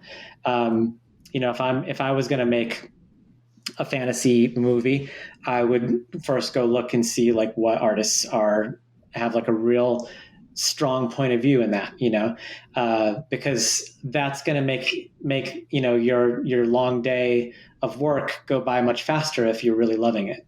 I think things get particular. I mean, definitely we can all be overworked even if we're loving what we're doing, but I think that nothing will burn you out faster than doing something that you don't want to do. That's absolutely, I agree. So true. So true. So like you were talking about doing something that you love, but then doing something that you love for money changes the equation. Doing something that you love for money and deadlines changes the equation, or for somebody else. So, how have you lasted this long? Like, I'm sure you've gone through moments where you're burned out. How do you find the will to carry on, Kyle? Like, how do you find the fire again? I would say a lot of it comes from, like recognizing when I want to do something different, and then trying to cultivate that. And then hopefully being lucky that an opportunity will come that I can do it professionally, like switching from animation to layout and layout to directing, that sort of thing. Or switching from doing VFX creature animation to doing, fully animated feature films with fully animated characters. That keeps things fresh. The other thing is like, I do try to take breaks whenever I can. Definitely try to take a break between projects. Or like if you're working a lot, oftentimes, if you're working a lot, one thing that's good is that you're hopefully like getting paid some money for it. Use that to offset, like go on a trip for the weekend, do something, like just get out of your head, to get out of your routine, to try to freshen things up. So that was one of the really cool things about living in Paris, which Paris is an amazing city on its own, but it's also like an hour flight to like Italy or to London or, like so many other places. So, after having lived in Paris for like 20 years, it was really nice to just like Friday after, the work day, go to London for the weekend, see a show, like change the scenery, come back like totally refreshed. So it's like, mini breaks and things like that. But I mean, that's like, it's so personal. It's like what you like to do. Like, not everyone's going to be into that. So, I think, but just shaking things up when you can. I saw this quote on TikTok of all places that said something that totally took me by surprise. It said, burnout isn't doing too much. Burnout is not doing enough. And then he goes on to say, not doing enough of the things that actually bring you joy and that bring you energy and peace and comfort. And I was just like, oh my God, like that is so true. Right. So absolutely. 100%. Yeah. Things that feed your soul. I was going to say, go. Me and Josh do this dance like on the side. So you go first, Josh. Okay. I was going to say, Kyle, so how does that work in film? So when you do a production, do you get time off until the next production? Or like, I know, like, I think that's how I've heard it works. Like you work on a show and then once the show wraps, because because you have like, unions, or you have like protections, or you have something that's like guarantee you the next gig. This is just what I've heard. I don't know. I'm kind of talking out of my ass here, but so then you could take those moments to recharge, and then you have another production lined up. Is that kind of how it works in film? Yeah, I mean, it definitely can. I mean, sometimes the breaks are because the project's not ready to go yet, so it's like you're waiting. And then sometimes you try to like carve out, because, I did Minions, Despicable Me 3, and Rise of Gru almost all overlapping with each other. Rise of Gru, there was like a little bit of a break after Despicable Me 3. But Minions into Despicable Me 3, I was working on Despicable Me 3 for like the last 6 months that we were finishing Minions. Like in story, but it's like what the other project is demanding of you is much less than what the one that's going to be delivering soon is. And then also, once like Minions finished, it's sort of like, when baseball players hold like 3 or 4 bats to like have like it be heavy, and then they go with one bat. As soon as Minions wrapped, then Despicable Me 3 was still in only story. So you think about like a film, and it's like the height of production, and you probably have like upwards of 200 people working on it.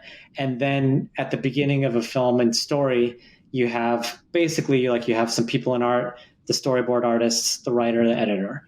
So there's like, maybe a dozen and a half people working on the film for like the first couple months. So you can imagine the rhythm just goes like instantly, like much more calm. And I think that that's another thing too, is like when you have like a slow day at work, like take it to be grateful for that. Yeah. It's not going to happen all the time, That's absolutely and true. if you have a day too, also where like you just couldn't like produce a lot. Like I used to put so much pressure on myself of like, I didn't get very far in my shot today, and it's like, they can't all be like these stellar days where you just feel like you're just getting all this inspiration coming down on you. So, yeah, no, you bring up a really good point, because in video games, there's pre-production and then there's production. And before pre-production, there's like R&D, like, just trying to figure out systems. And the mindset that you have to have, I think a lot of video game artists work in production, because that's when you need the most people. That's going to be the time when you can cut your teeth, and you get used to that rapid, just like go of production. We got to get this out. And then you ship a product, you ship a game, or you release the show. It's like, okay. And then it's like, now what? And so it's like, let's all go to, is anything in pre-production? And, if you're at an awesome studio that's like, we're keeping everybody, right? Let's just assume everybody's awesome and there's no layoffs. But I've experienced guilt. I've experienced guilt when in pre-production, where it's like, there's nothing to do. Like, what should I do? And it's like, well, that's what we want you to figure out, like, what to do. And like, I don't know, have you seen artists or young animators like go from the hustle bustle of like production and into pre-production and kind of get lost because they're used to that, when really they should probably be mentored to like decompress? Like, that is a time to decompress. That is a time to sort of like expand. And like, have you ever coached anybody through that, like young animators? Maybe like, in specific situations, not as like a general thing. I mean, I think a lot of what happens, like one way I relate to the story you just told is like when I was animating at Pixar, and you're working on a movie and you're working on a shot that's going to be in the movie.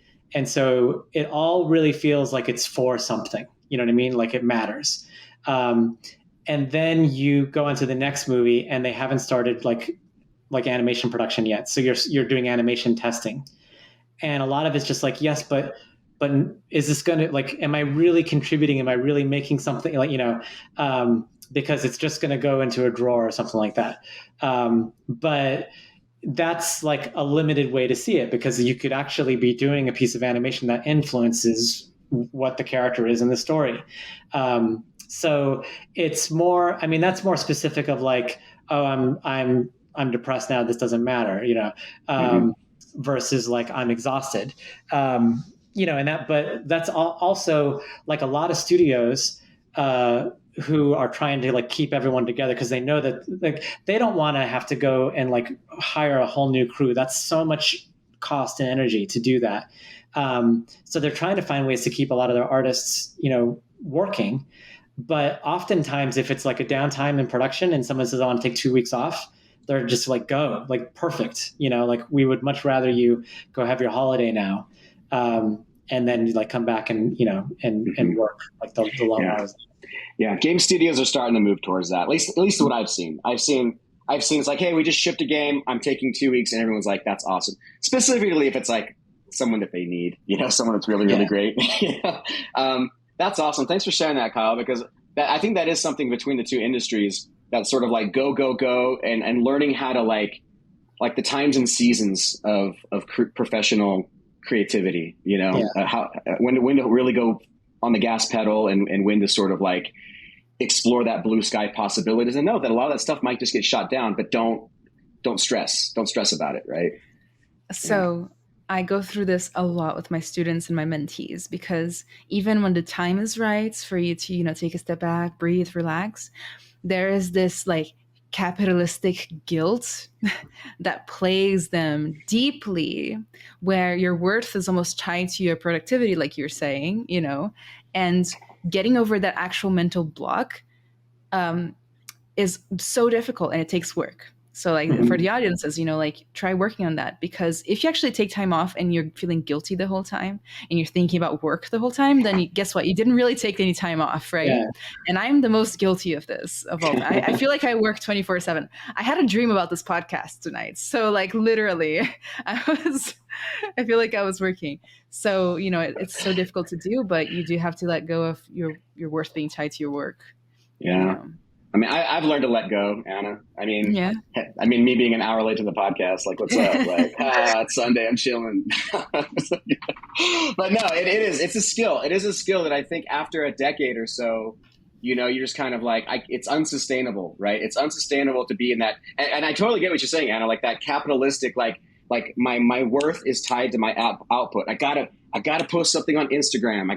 I gotta keep up with all the cool stuff. I don't know, for animators, it's like, maybe it's like 11-second club, or maybe it's like, I gotta keep my demo reel like crispy clean and have people talking about it. But, and I think at the beginning of one's career, that's probably appropriate. But again, I don't think it's sustainable. I think there comes a time when you have to sort of just breathe and gear yourself to be more about impact instead of, quantity, like the impact of your work versus the quantity of your work.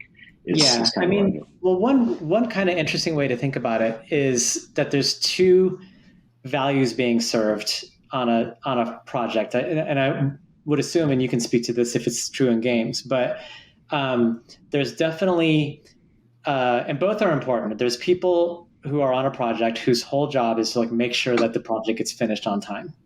And those are usually people like working on like line producers and coordinators and managers and that sort of thing. Are you hitting quotas and all this kind of stuff? And you have to balance that, because otherwise the movie's not going to be like a ship. But on the other side, it's like people who are like, we want the movie to be good. We want good ideas, we want good animation, we want good designs, we want everything to be good. And usually everyone on that side, they're completely free of worrying about like this is the animator gets caught or the artist gets caught in the middle, because a director or an art director, like a layout supervisor, animation supervisor, will give you a retake, and your coordinator's over here saying, but it's due today. You know what I mean? And it's like, but the director's not going to final it until it's right. So you have to get caught in that, but that also becomes like your power too, where it's not only about like hitting the quota, it's about doing really good work, and you can only do your best work when you're fresh and you're feeling good. And, so I think it's, if you position yourself thinking about that way, like I want to do the best work I can do here. And that's going to take an extra day or an extra, 2 days or something like that, especially with these retakes. I think it's sort of like maybe the manager is upset that you are always late, but, without naming any names, I would say like some of the best animators that I've ever worked with or worked with at Pixar, especially, took the longest to do their shots, but they're the shots that people talk about when they're walking out of the movie theater. Mm-hmm. So it's like, no one's ever going to like fire that person for having done such amazing work that was 3 days late every time, you know? Yeah. That's awesome. That is the exact opposite of what we tell kids at school, but I guess we do have an agenda. Good deadlines to hit. No, Okay. anyone working in production would hate what I just said, but right. Yeah. I mean, I had a mentor once just tell me like, nobody can argue with kick ass. If it kicks ass, nobody can say anything, you know? I have found out that people can still say whatever they want, even if it is kick ass, but at least you have a leg to stand on if it's high quality work, you know? Yeah. So let's move into our quick fire audience question round, in which we're just going to ask a couple of quick questions for Kyle. Alanimation88 on Instagram asked, what does he look for in portfolios when hiring? I'm assuming for depending on like so for an animator, definitely like what we were speaking about, like creating empathy, like doing, I would never put any like walk cycles or like of the basic kind of like character lifting a heavy object or stuff like that. I would definitely do so unless you've really twisted it and turned it into something amazing and unique, you know. But the best animation that I've ever seen on a demo reel is one where I forgot that I'm watching a demo reel and I'm like laughing or I'm entertained or moved in some way. And then it's like afterwards, I'm like, oh my gosh, we have to hire that person because that's what we want, you know. If it's storyboarding is a really interesting one because for me, what I'm looking for is that the storyboard artist has like really good ideas. And then I'm looking as a secondary thing that they've communicated the ideas visually in a clear way. And then the least important thing is that they draw really well.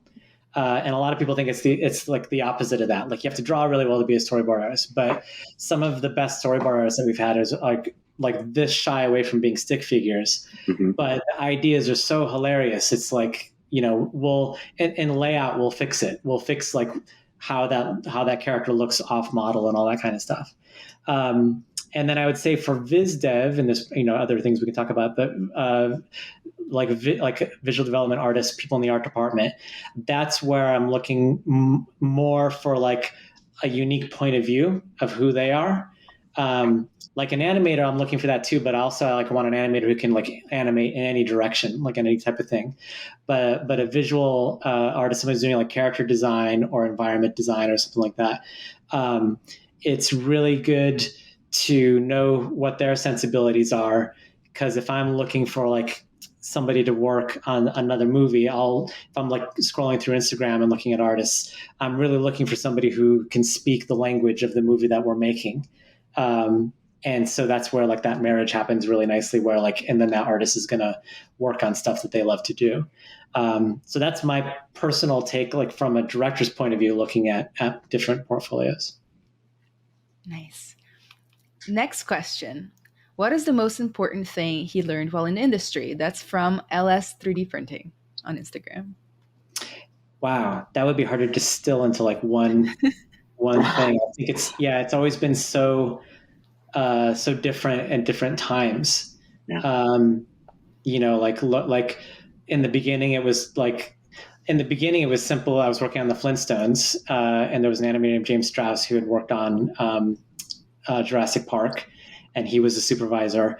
And I was struggling with the shot for like 4 weeks, and I was like sure that I was going to get fired. I'd been in the industry for like, you know, a couple months, and he came over, and I told him what I was struggling with, and he showed me like how he would animate it. And on that day, it was all about the workflow. And it blew my mind because I'm like, you in 40 minutes of sitting here, you got to where it took me 4 weeks to get to. And I never thought I would do that. And then at one point I had a reputation of being a really fast animator, like years later. So it's like, you get those things, you know. I think like as a director, it's all about, you know, like the audience, you know, it's like, who are you making this movie for? And, you know, I think it's important that you're making the movie for you, but it's like, you also want people to show up, you know, so like work on movies that, that where both are true, I think is a really important thing. But know why they're reacting the way that they are. Like know what people respond to, and how to keep them on the hook and all that kind of stuff, like stakes and all these things. Like you can talk just about that. So it's been. Like in layout, it's like knowing where the audience is looking. That's all about like leading the eye, like making it clear.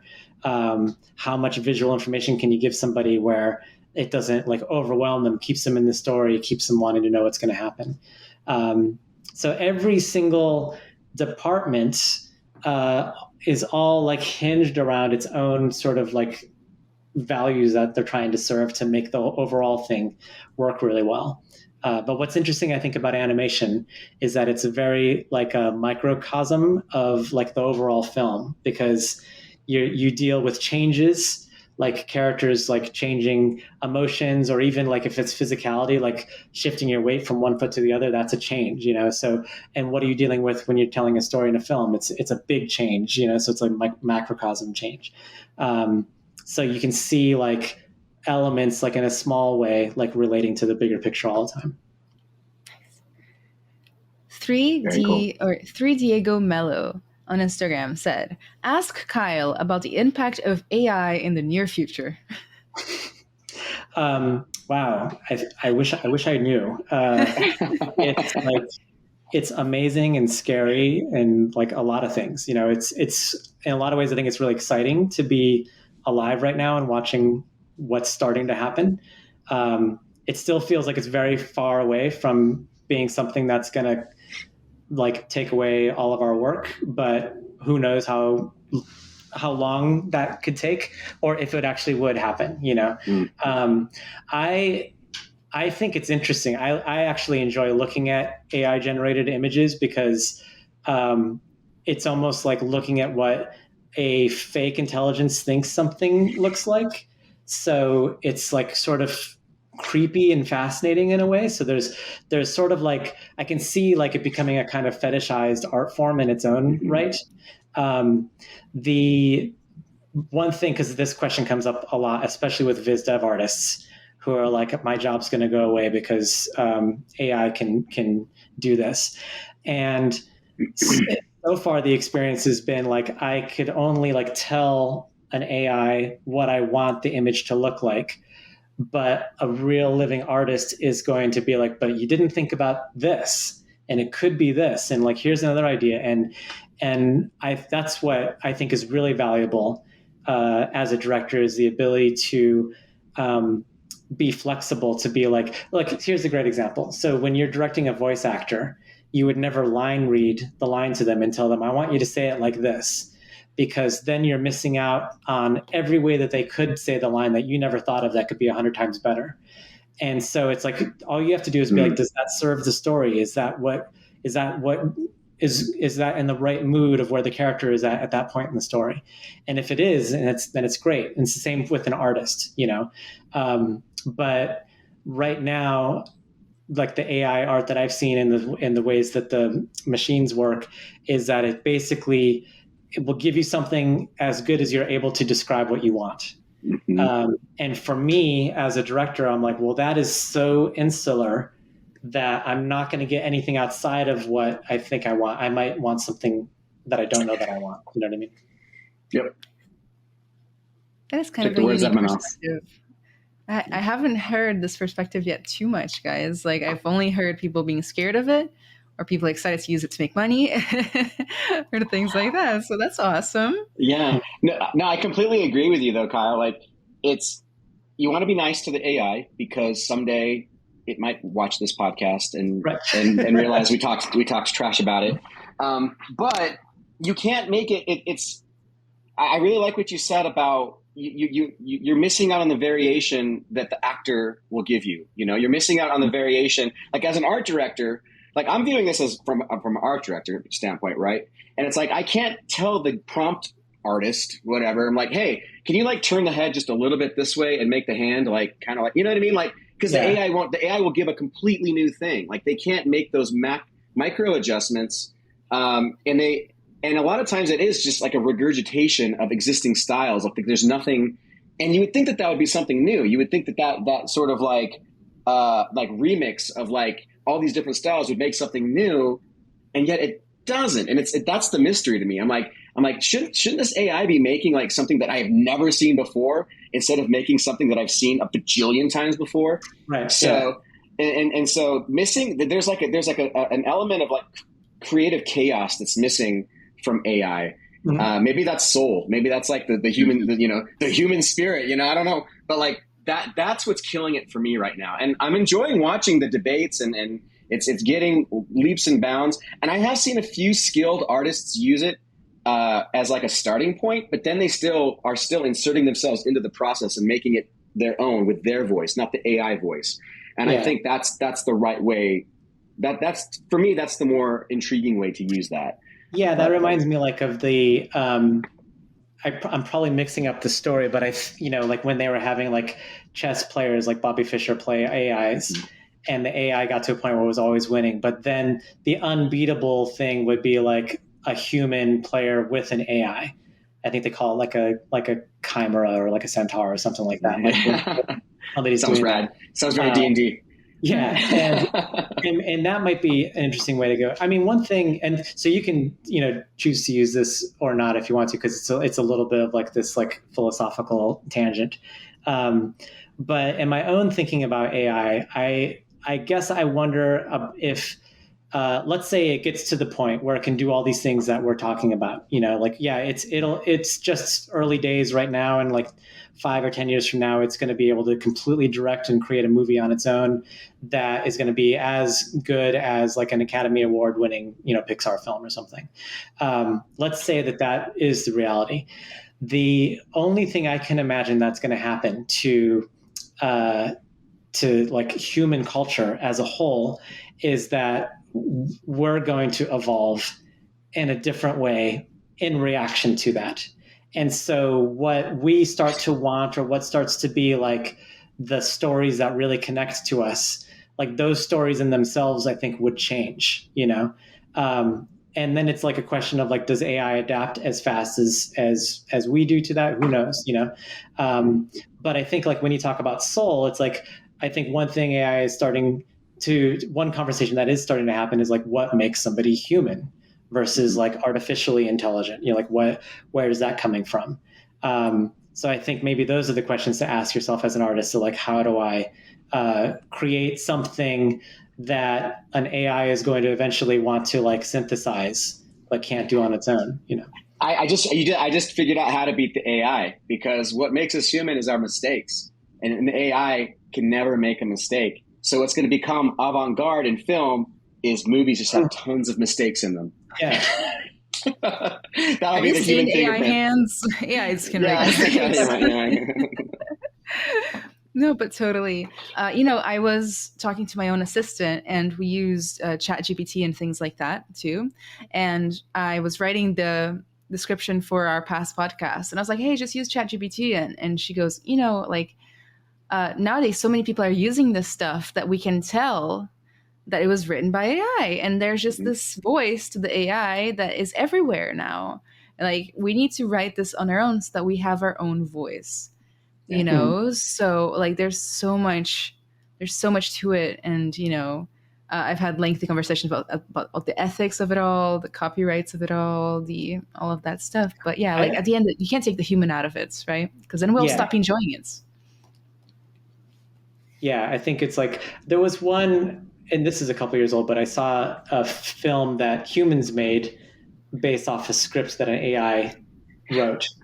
And it's so bizarre and so strange and so like almost, I mean, it's like the uncanny valley of a story. Uh-huh. You know what I mean? It's like imagine like the 18 fingers on a hand version of the story, like where it's like, it kind of looks like a hand, but it's not. There's something off about it.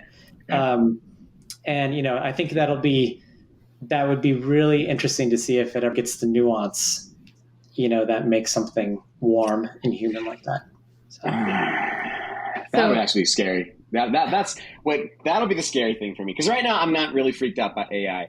But when an AI makes something that's like truly, humans are weird, right? Like we can start spotting things. At first it's like, wow, that's so novel, that's so neat. But after a while we're like, I can tell that's a filter. I can tell that you're using a filter on your photo. But like, 5 years ago, everyone was like, wow, that looks like a crazy picture of you. You're so beautiful. And it's like, now I know exactly what that look is.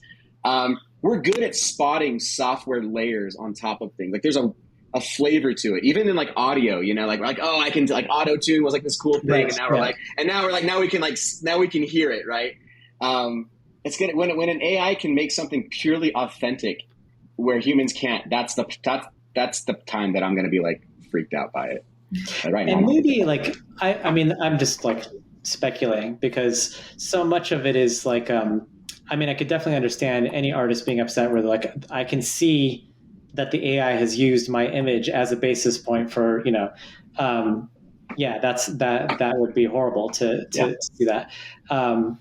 And I wonder if it would ever get to a point where it didn't have to look at a library of existing images to create an image and what it would create then and how would we respond to it at that point. Would we call that truly like, oh, now it's actually creating art, or rather than just synthesizing a bunch of other artists? Good question. Don't know. It's a good question. Yeah, I'm trying to picture what that would look like. That would be interesting. Yeah. Last question in the quickfire round. LS 3D printing with another question coming in. What systems did he create to stay productive and grow?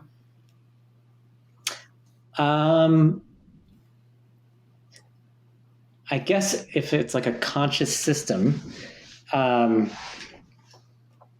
think like, even though I don't always practice this very well, but just trying to stay healthy, like get sleep, eat right, like get some exercise, like that has a lot to do with productivity.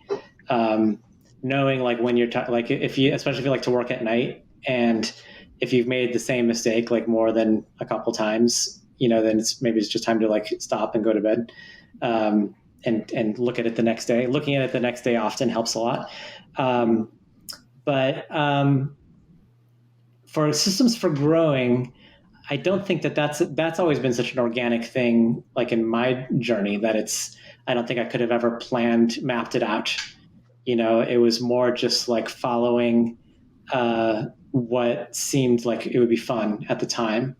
So like really early on, this woman, Ricky Cleland-Hura, she was the head of layout on Toy Story 2. And I was an directing animator, and she did this like masterclass at the studio for like something like 14 weeks every Wednesday, talking about layout.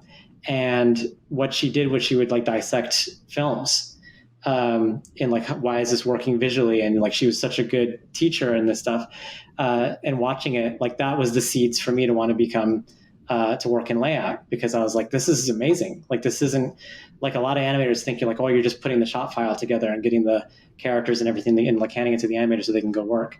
But it's like, no, you're designing the way that the audience experiences this movie. So if I hadn't have been curious about that class, I wouldn't have gone to, gotten so deep into it and then tried to do it on a movie that would have led to directing short films that led to directing features. So it's like, I think just being curious and like exploring things, and maybe I would have gone and I wouldn't have liked it. That's fine too. But if maybe that's the only system, like be curious and go for it. So huge thank you, Kyle, for coming on here, taking a little time from your Sunday to hang out with us and share your expertise with the industry. Hopefully people from all walks of life will watch this podcast, learn something from it, take something into the industry, learn about curiosity and expression of storytelling and everything else that you talked about today. So thank you so much. We appreciate it so much. Thank you for inviting me. This was a lot of fun. Yeah. Thank you so much, Kyle. This has been an awesome conversation. I actually learned a ton, if I'm being frank. And I think it's really cool. I think your journey is super cool, and I love the things that we have in common in terms of creative fields. Like it really is. I mean, there is no system, but there kind of is. Like there is a pattern. I'm noticing. And everything you said was just so spot on. So thank you again, Kyle. Really appreciate it. Thanks for having me. Kyle, is there anything you want to promote or like a social media people can find you on? Oh, no, I think this is, I mean, I was just like really happy to share this with you and everything. So yeah, it's all good. I think that's Awesome. it. Oh my goodness. Yay. Thank you, Kyle, for being our first guest. Oh, we just did it. We nailed it. Okay. Yes. First guest.